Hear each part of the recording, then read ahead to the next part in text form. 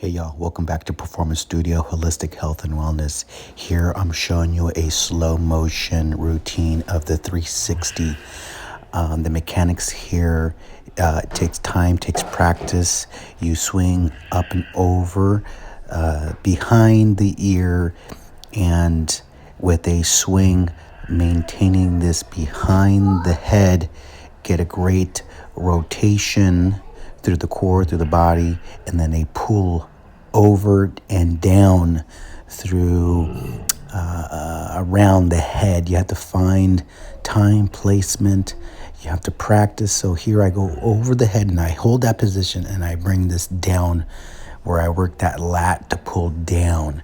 Again, up and over behind the head, and then I use that torque and strength to pull it down.